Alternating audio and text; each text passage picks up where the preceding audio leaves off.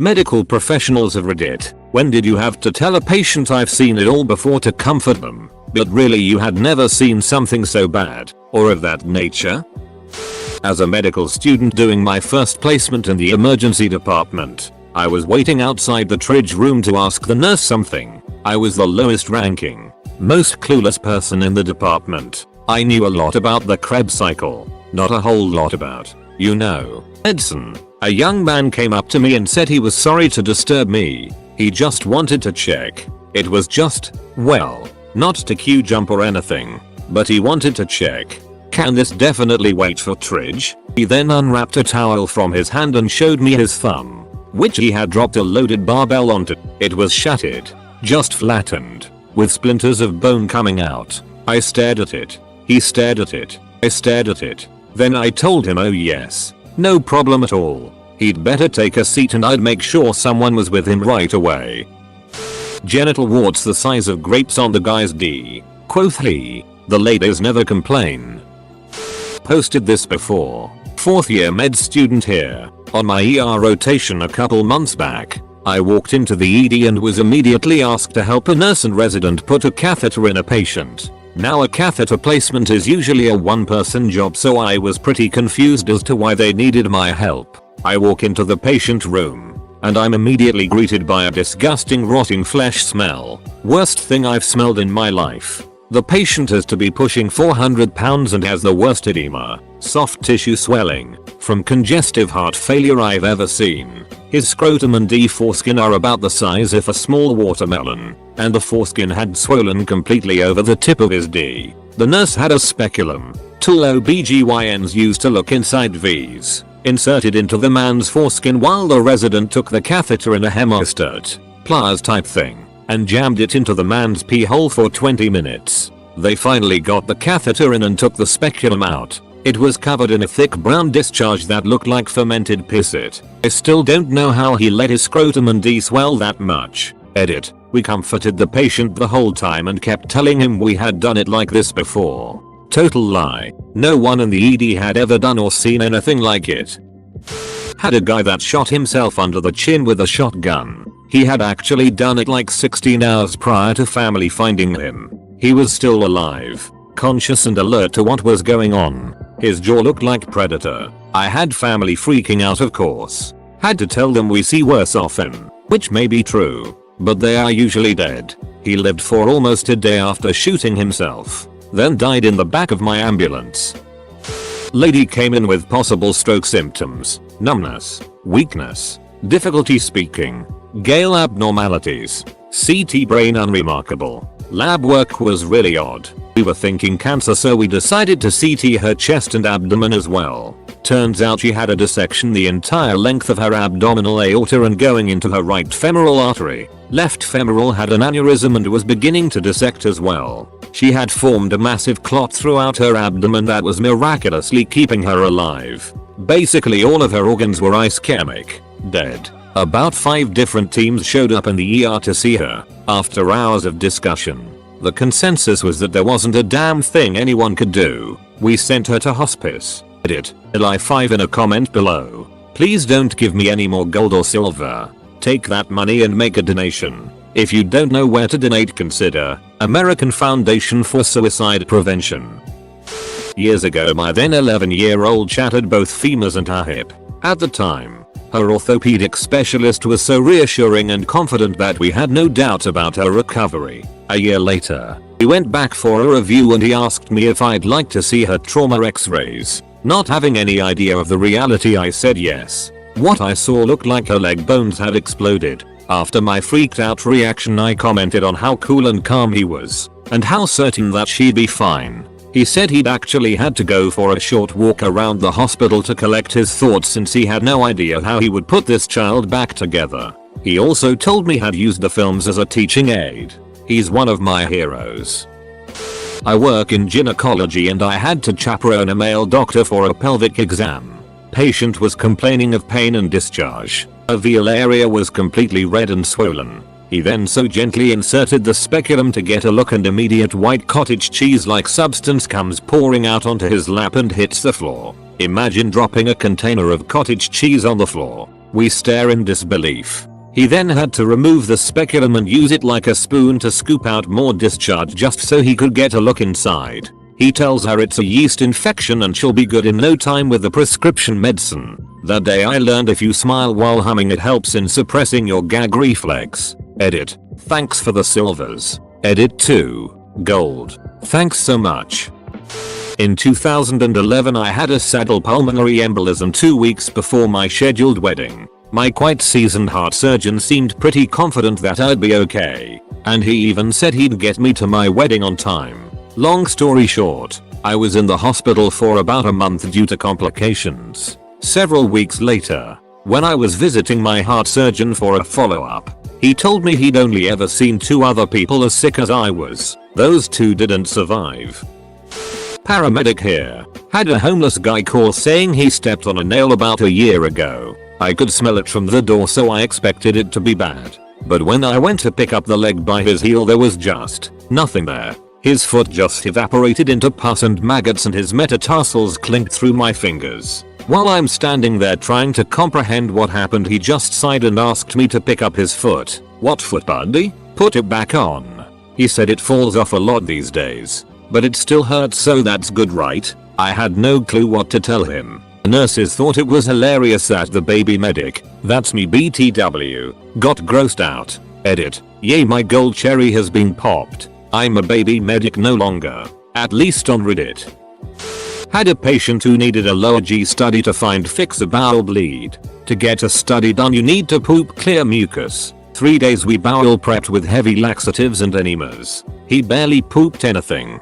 He put on the call light at 6:45. 15 minutes before my shift ends. He calmly says, I kinda want to try and poop. He said it so casually I figured he was going to toot out another gas bubble and walk back. He stood from the bed, took 1 step, and the floodgates burst. 3+ days of the most rancid liquid stool I had ever encountered. Just wouldn't stop. He left a river of stool from the bed to the bathroom, coated the walls as he bent to park his butt on the toilet, and continued to dump out 7 people worth of poop. In my 9 years I have never seen that much come out of a person. He was not a large man. He was so embarrassed but I just kept my face as solid as possible, grabbed half the linen closet and 3 packages of Cavi wipes, and sopped it up. Told him this happens all the time. Edit. Thanks for my first gold. Edit to my edit. Thanks for my first platinum and all the kind words. I love what I do.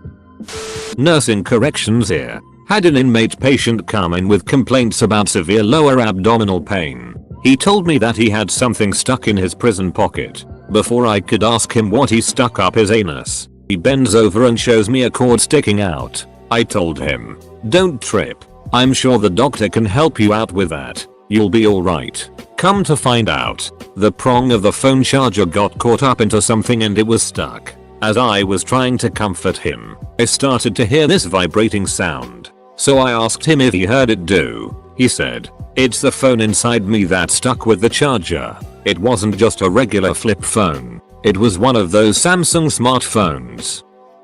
When I was a med student on the trauma service, there was a gentleman who decided to attempt suicide using a shotgun aimed at his heart. Unfortunately, the first thing that comes out of a shotgun when it is fired is a gust of air, which changed where the gun barrel was pointed when the shot came out. The shot pellets ended up hitting everything but his heart, lungs, ribs, spleen, stomach, liver, pancreas, and large and small intestines. In the OR, the attending surgeon told me to put my hand on his beating heart because that will likely be the only time in my medical career that I would touch a beating heart. I did. It was cool. In case anyone reads this in a thread with 1,500 plus posts. He survived, though. He was on the trauma service for the entire month I was there, and was in the hospital for a long time further.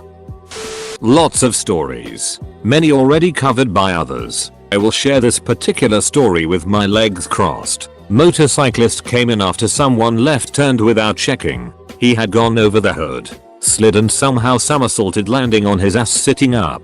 He slid across intersection mostly on his ass, getting serious road rash. Luckily he was only a block from hospital and ambulance. They pack him and bring him to the ER. We end up cutting off his chaps and jeans and begin the cleanup of gravel and sand embedded in his thighs and ass when all of a sudden, his testicles fall out of his scrotum. He had basically sandpapered a hole in his scrotum while skidding on his ass. The attending pauses, grabs the saline, irrigates scrotum and nuts, fondles them back into place while humming. I handed him some gauze to pack the wound and smiled at the patient who was under a local. Then I went on break, went fetal and dry heaved. Edit. Thank you for my first gold. I used to do psychiatric evaluations in an emergency room setting. One time, I'm evaluating this 60-year-old woman who is lying in the hospital bed. I'm asking her questions, and she stops me and says, "Excuse me, but I need to pass some gas." I let her know that this is a medical setting and that is a completely normal body function and not to be embarrassed. People pass gas all the time. I was not prepared for what came next. She let it rip, and out came the loudest, wettest, and longest sounding fart I have ever heard. It was bubbly and juicy, hitting all the deep notes while ending on a squeaker. I don't think Satan could have made a noise like that with his anus. It sounded so relieving. But then the smell hit me. It was bad enough that I started to gag and had to excuse myself from the room. When I came back I politely asked if she needed a nurse for anything in case she needed to be cleaned up after that, but she declined. Obviously I've witnessed people farting before, but I've never heard or smelled anything like that before. That was something else. I had to have my leg rebuilt after a car accident and was eventually sent to Duke University for my surgery. My surgeon was supposed to be like the best orthopedic surgeon in the country. I think he used to work for the Baltimore Ravens. Anyway, all the doctors from my hospital at home were very unsure if I would even have a functioning leg, let alone walk normal again. The first appointment at Duke, that dude told me it was really not a big deal and he would have me fixed almost good as new. I honestly thought he was just trying to be nice and optimistic, but he was very serious. 5 months later I was walking and learning how to run again. He said I was one of the most complicated surgeries he has had to do and a group of surgeons flew in to observe him do it. Not a medical professional, but my mom is an RN. And boy has she had some stories over the years. Yet, one in particular stands out. She had a male patient come in with a hem. Extremely swollen D. Like, the size of a Pringle can swollen. She said it was the biggest D she ever encountered in her decades as a nurse. He claimed he broke it during sex. She had to put a catheter in. The guy was freaking out and she had to reassure him that this was a walk in the park for her. But she was seriously questioning how to get the catheter in. She called in her co-worker to help steady his D. Well, also so someone else could just witness what she was seeing, while she gave him every painkiller she was legally able to give, and stuck the catheter in. Got it in the first try. Thankfully, she still doesn't know how she managed to get it in, but was thankful she did, lol. Eventually it came out that he hadn't broken his D during sex but actually masturbated after cleaning his fish tank without washing his hands and got an infection from it. A little late to the part, not the worst. But I had a patient once with a stomach bleed and a small bowel obstruction. He had to put in an NG tube that goes in your nose and down to your stomach, to decompress his stomach, which was pretty distended and hard. I'm inserting the tube and as soon as it hits this guy's gag reflex he projectile vomits and sprays very dark, half digested blood all over himself, the bed, the wall, and the floor. It's basically a scene from The Exorcist. I had to dive out of the way and somehow was unscathed. He couldn't stop for almost 10 minutes as we're trying to get this thing down to where it needs to go. Finally finish placement and it immediately suctions out 3 liters of this black sludge that is old, digested blood. PT was mortified and we had to play it off like, oh no it's fine. It's really common to vomit during the procedure. We'll just go get some towels and clean you up. My co-worker and I left the room and just stared at each other in silent shock.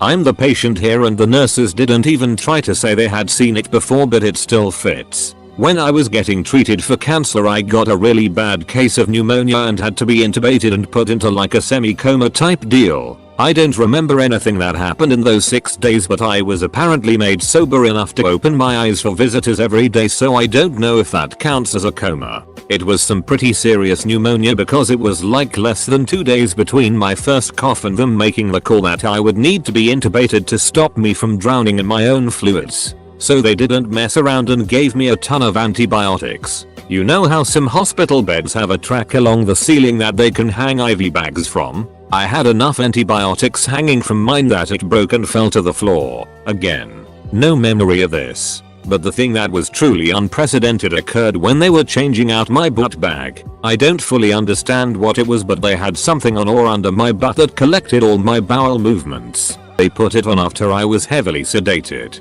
and removed it before I was totally awake, so I don't really remember it. For anyone who doesn't know, antibiotics can cause a lot of diarrhea. Apparently when they rolled me on my side that day, I let loose a fire hose of liquid that arched through the air across the room and splattered all over the door and window, which were about 12 feet away from my bed. I think it's super cool and funny, so they didn't have to pretend like it was normal to comfort me. Edit. WOOO. New most upvoted comment.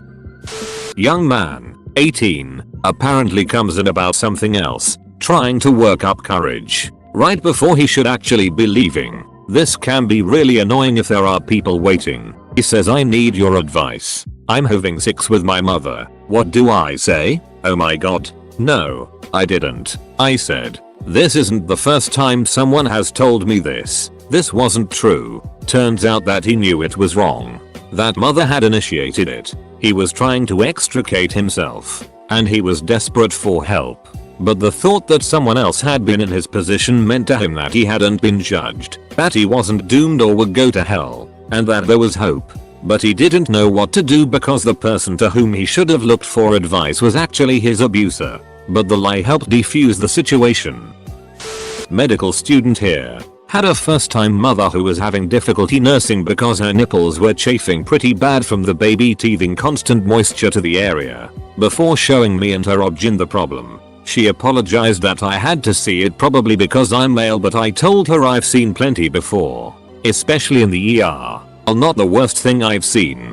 Gunshot to the head takes the cake. I don't think I've seen skin so badly chafed before, and it looked like she might have had the beginnings of mastitis on one of her breasts since it was red, warm, and very tender. The nipples themselves just looked raw and extremely painful.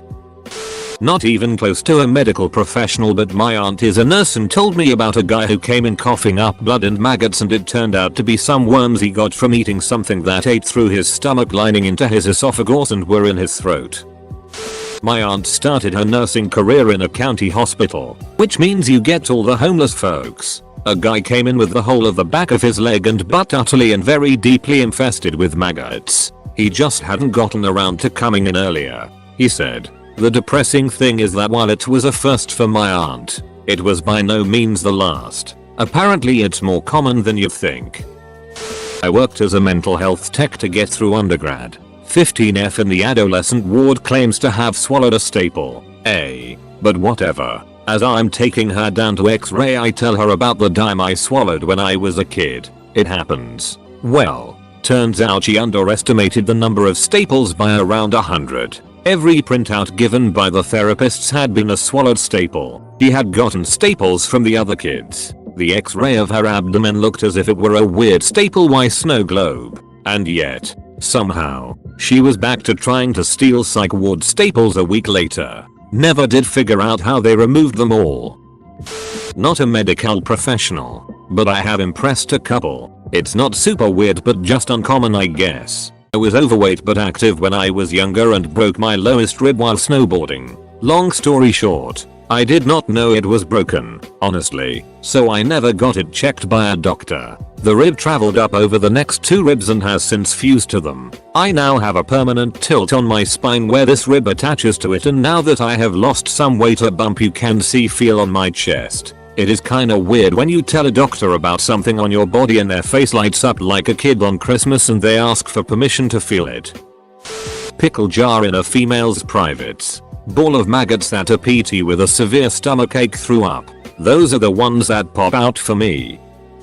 Years ago, 2000, I was playing soccer and noticed a little skin irritation underneath my arm. I thought it would go away, but it developed into a weird thing. It was about 2 in diameter and grew to be a collection of essentially looked like hundreds of skin tags grew together in a little circle. I went to the doctor who didn't have a clue and he sent me to a specialist. While there it seemed like he didn't know either. This was further evidenced when 4 other doctors came in to take a look and were really interested. They took a ton of photos and told me they hadn't seen this before and couldn't really offer any medication and said they would monitor it. About a week later the skin tags developed little circles on the top that turned into scabs within a couple days. Then, the thing just kinda dried up and fell off me. It was ducking weird and to this day I have no idea what it was. I was not comforted. I'm a nurse and I work in a pediatric ER. A young woman brought her baby in to be seen for vomiting. I asked her to put the baby on the scale. While on the scale I noticed a strong odor of bug spray, so I asked about it. Mom, a roach crawled into her mouth, so I sprayed a little Raid in there. She said it matter of factually like it was no big deal. Cup calls to the police, CPS and a one sitter for the child and the mom. When all was said and done the baby was fine and turned over to her grandmother, so no worries there. I have no idea what happened to the mother. I don't believe she was intending to hurt the child. I think she was just about as ignorant. Obligatory, not a medical professional, but a first aider. I was doing a duty at the finish line of the London Marathon, as I have done for many years. I've seen enough chafing, dehydration and blisters galore. Someone always has the worst of the day, but it happened so fast that you can hardly mentally tally whose nipples were the most raw. Until I had a runner come in covered in blood complaining that her nipples had completely gone. She had chafe so bad that her nipples and areolas were rubbed to nothing. And the worst part was that she had her nipples pierced and the piercings had embedded themselves in her exposed breast tissue. I had to talk her through sterilizing the wounds while trying to assure her that it happens to everyone. The image of a nipple bar peeking out of red, raw breast tissue will haunt me. I am a surgical tech. I got called in on a Saturday for a lady who had an infection from a component separation. Basically they put a giant piece of mesh in you for hernias. I wasn't prepared. When we lifted up her gown, the smell wafted and I have never almost puked before until that moment. About 20 centimeters circle around her umbilicus was black and necrotic. It was absolutely awful. We basically removed the entirety of the necrotic tissue all the way down to the peritoneum. Just grey and black slimy mass of fat and skin. The worst part is that I had to measure the necrotic tissue and it requires me to lean in a little close to it. The surgeon was laughing because I was green when I got back to the surgical field. Then during that surgery another person who had the same procedure had come to the ER with an infection. And then a third. We stopped using the mesh because that's what was getting infected. Not medical professionals, but we were the patients. My daughter, who was 3 at the time, had to have a cavity filled. As we were leaving, the dentist told me just to watch my daughter because sometimes kids chew their gums because it's numb and feels weird. So the drive home took 30 minutes and I had been talking to my daughter the entire time to keep her busy. I parked my car in my driveway, opened the passenger seat to get my daughter out, and her entire lower lip on the left side is gone. She had chewed it off down to her chin. She ended up in emergency surgery, but the surgeon kept telling us it would be fine and he sees this stuff all the time. She ended up having multiple surgeries, and when she was finally healed, the surgeon told us that it was the worst injury like that he had ever seen. He wasn't sure how she would heal, but you can hardly tell it happened now. I was the patient in this case. Had pain in the lower right part of my abdomen that grew more serious over a few days. Eventually got so bad I nearly passed out and was on my bathroom floor screaming on the 3rd night. That morning I felt much better and went to work, but felt the pain coming on again that evening. Also decided to go into work the next morning while running a fever that was getting steadily worse. Finally decided to go to the doctor, where they immediately referred me for a CT scan. My appendix had been ruptured for a day and a half at that point, and I had sepsis, gangrene, massive infection. I was in surgery within a few hours, but prior to that the nurse that was with me said, "Yeah, this will be no problem. You'll be fine." Surgery was okay, but was followed up with a bunch of time in the hospital on intravenous antibiotics. My primary care doctor called me while I was recovering and told me the CT scan was one of the worst they had seen. The doctors I saw post recovery all had a holy look when they saw scans and read the surgeon's report. Kudos to that nurse who kept me calm before surgery. Don't screw around with lower abdominal pain. I had to see an orthopedist oncologist because I had 2 sarcomas. One in my left thigh and the sciatic nerve and one in my left pelvic. My surgeon said he would get both out and the most I would get would be a drop foot, where you can't lift up your foot on your own. I went back 2 years later and my doctor told me he thought he would have to remove my leg because of how the sarcomas were enmeshed in my bones, muscle, and nerves. I honestly thought the whole time that it was an easy out, though the 2 10-hour surgeries may have been a clue that it wasn't so simple. These days I have a limp as I'm missing half my left pelvic bone and most of my glute and thigh muscle, but I got to keep the leg.